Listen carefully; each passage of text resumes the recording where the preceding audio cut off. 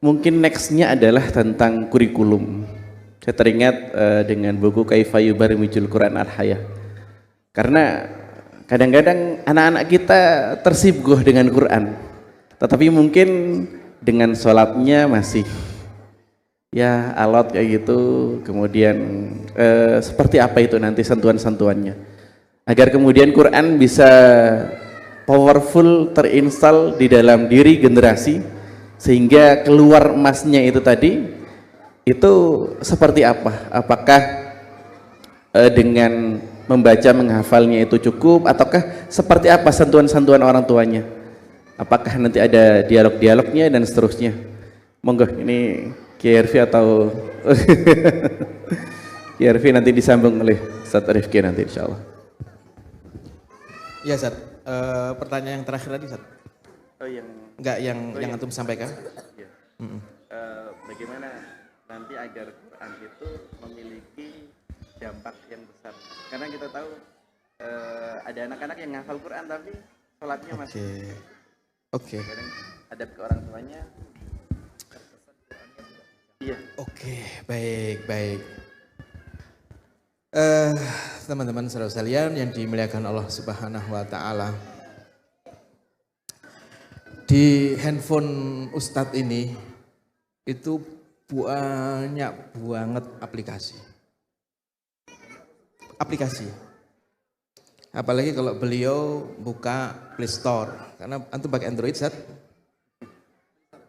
Android? Oke. Bukan iPhone ya? Oke, iPhone punya Ustadz Rifki.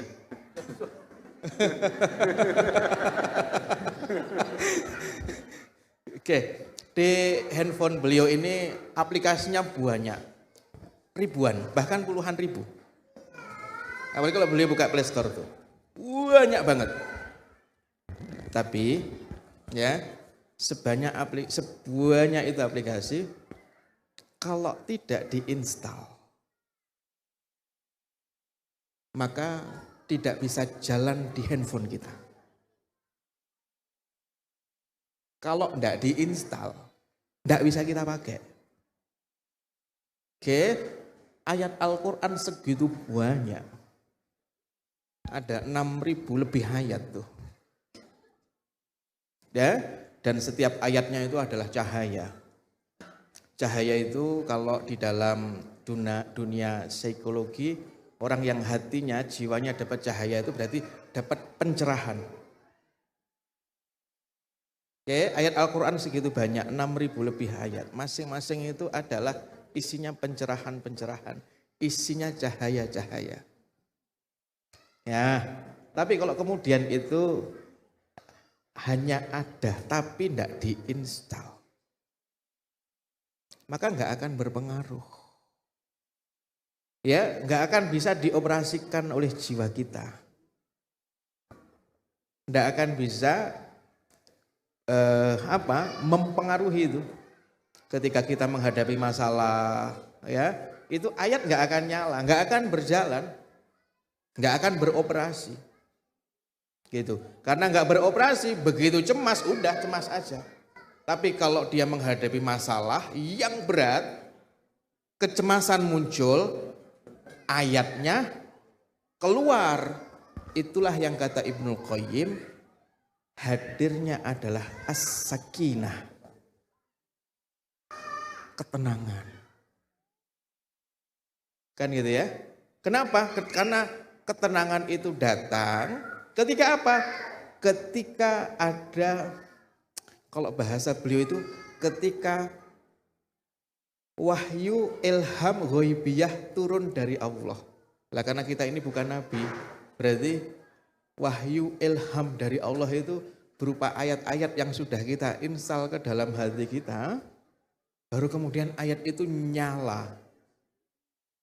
Ya, menghadapi permasalahan-permasalahan yang pelik itu mempengaruhi cara pandang kita terhadap masalah itu, akhirnya yang muncul adalah ketenangan. Nah itu, jadi ini yang memang menjadi PR kita. Gimana kita bisa menginstal Quran di dalam hati kita. Lah proses instalasi Quran ke dalam hati itu kalau di dalam Al-Quran namanya adalah tafakkur. Tafakkur itu adalah proses gimana supaya nilai-nilai yang ada dalam Al-Quran itu kompatibel ya dengan diri kita, dengan hidup kita, mewarnai, mencerahkan, mengubah cara pandang kita. Nah itu namanya tafakkur. Nah tafakkur itu perlu dilatih, ya perlu dilatih. Kalau saya nanya kepada jamaah semua, ya yang jawab langsung angkat tangan. Kira-kira kalau lagi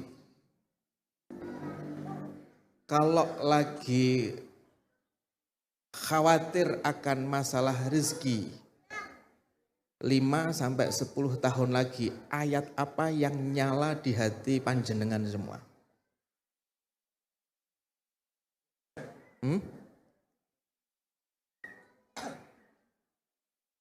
Fabi ayyi ala rabbikuma tukadziban, gitu ya. Apa Ustaz? Oke, wa ma min dabbatin fil ardi illa 'ala Allahi rizquha. Tidak ada binatang melata di bumi sekalipun satu pun yang kecuali atas Allah lah yang bertanggung jawab untuk memberikan rezekinya. Oke, kita tahu ayat itu, kita hafal ayat itu. Tapi kalau kita tidak mentafakuri ayat itu, ya, maka begitu kita khawatir akan rezeki nggak akan nyala itu ayat walaupun ada dalam diri kita. Makanya panjenengan kalau ada masalah-masalah kemudian curhat ke Ustadz Rifki, ya Ustadz Rifki akan ngingetin dengan ayat. Karena kita tidak mentafakuri ayat itu sebelum-sebelumnya, maka yang kita lakukan kalau ayat itu maka aku juga sudah tahu. Ya yang disampaikan beliau ini, ayat itu aku sudah ngerti, aku tuh pengen yang lebih. Loh, bukan pengen yang lebih. Kita belum melakukan proses instalasi ayat ini ke dalam hati kita. Gitu. Kalau sumpek, ini ada yang belum nikah. Ustadz udah nikah Ustadz? Halo? Udah nikah? Udah nikah? Udah. Oke, ya. Mau berapa? Mau berapa? Ya. Iya. Fokus. Jadi, wah ada remaja pengen nikah ditolak, ngelamar ditolak. Ya sampai 5 kali. Kalau ngelamar sekali ditolak ya enggak apa-apa, masih bisa menghibur diri. Siapalah saya, wong Nabi Muhammad saja pernah ngelamar ditolak. Nah gitu kan. Tapi kalau sudah 5 kali, Nabi Muhammad sekali, saya kok 5 kali, saya ini niru siapa ya, gitu kan. Susah nyari padanannya, Zat. 5 kali ngelamar ditolak, ya mau nikah. Kira-kira apa ayat yang menenangkan diri? Apa ayat yang diingat untuk menenangkan diri?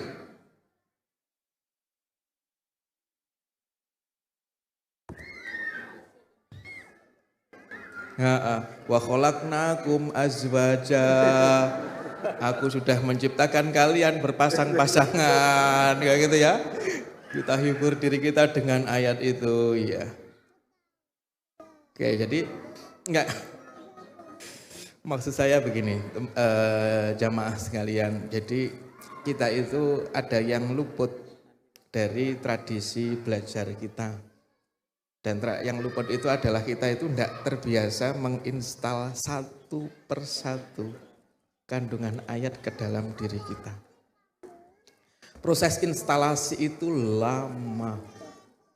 Kalau teman-teman semuanya pernah mendengar riwayat yang disampaikan oleh Abdullah bin Umar yang cerita bahwa dulu bapaknya Umar bin Khattab ngaji Al-Baqarah selama 12 tahun. Kemudian beliau Ibnu Umar ngaji khatam Al-Baqarah 8 tahun.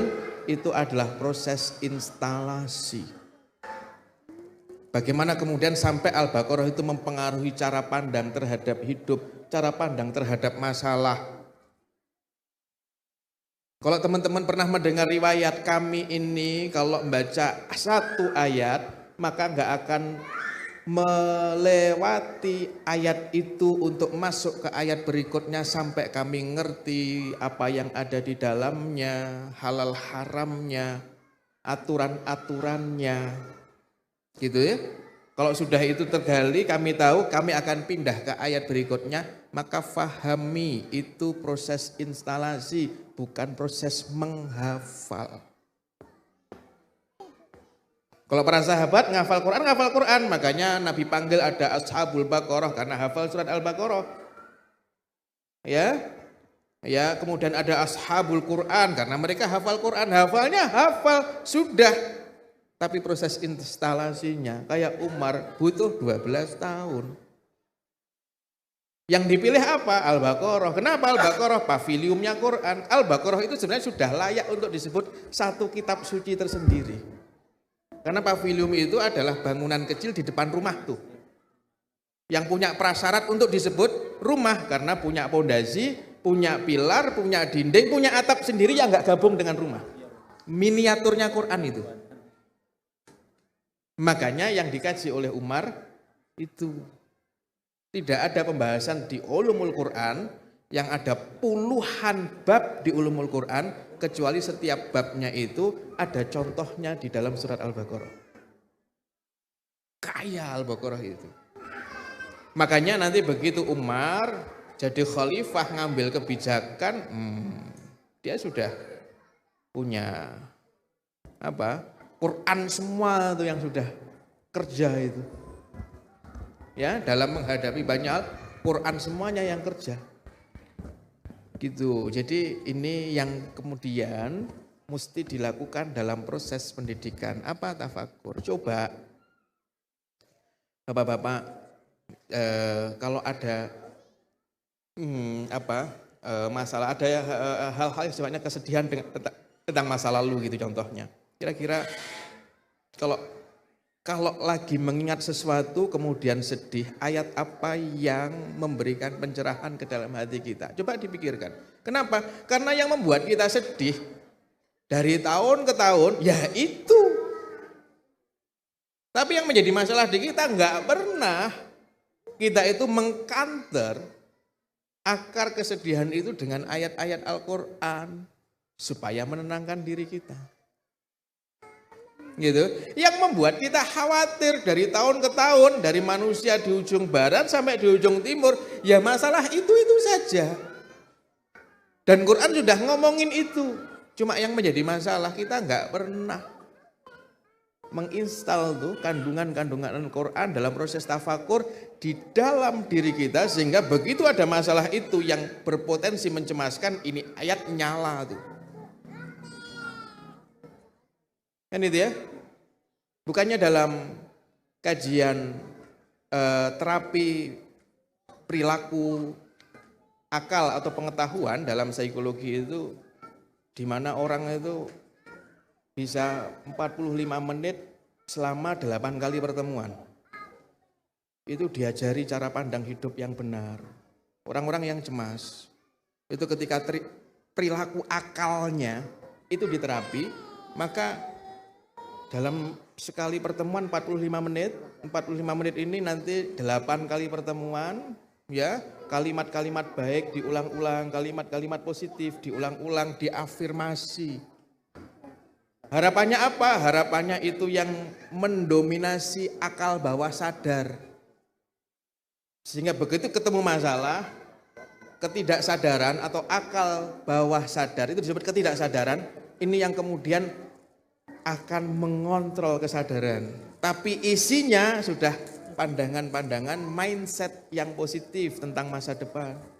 Jadi Quran kan kaya raya kan itu, melimpah ruah kita. Tafakur sehari satu ayat saja. Nancepin satu ayat, senancep-nancepnya ke dalam hati. Wa ma taufiqi illa billah. Coba, kadang nggak perlu satu ayat, sepotong kalimat di dalam ayat kadang. Coba tafakuri itu. Nanti jadinya cerdas akalnya, cerdas emosinya. Dan itu yang kemudian direpresentasikan oleh Al-Quran dengan gelar akademik tertinggi, yaitu ulul albab. Gak perlu kuliah kalau gelar akademik tertinggi ulul albab itu. Ya, itu orang yang mateng mulai akalnya sampai ke emosinya sampai ke jiwanya, matang.